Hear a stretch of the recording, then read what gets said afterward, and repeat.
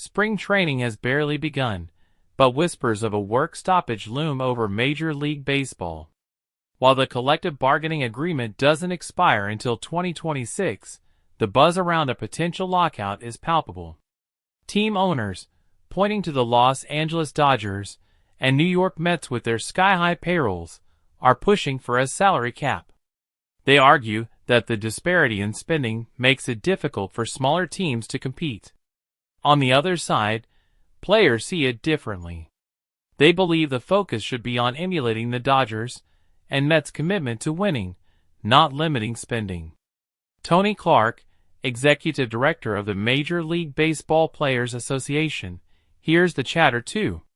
He acknowledges the growing tension, especially with comments from the commissioner suggesting a work stoppage could be a real possibility. However, Clark remains steadfast, emphasizing that the union's position on a salary cap hasn't changed. He calls for all teams to embrace the mentality of the Dodgers and Nets, striving to be the last team standing. Yet, Clark also points out that many teams aren't spending like the league's powerhouses.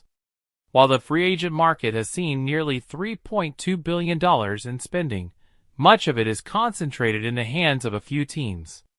Many teams have slashed payroll, even as the industry reports record revenue growth. Clark argues that the focus should shift to teams not investing in their rosters.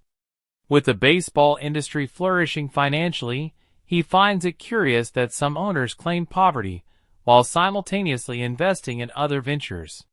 He points to the Athletics, who, despite being one of the lowest spenders, have made moves to raise their payroll after receiving revenue-sharing assistance.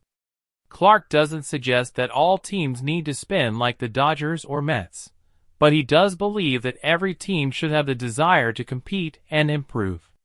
Money, of course, doesn't guarantee a championship, but it does offer hope and the possibility of contention. Clark stresses that while the Dodgers' spending strategies are often criticized, they should be seen as a model for other teams.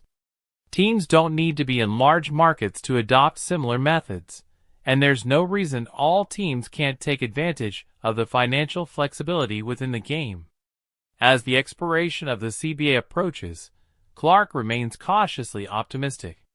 He knows the road ahead will be challenging, but he hopes that dialogue between owners and players will be productive and lead to meaningful progress.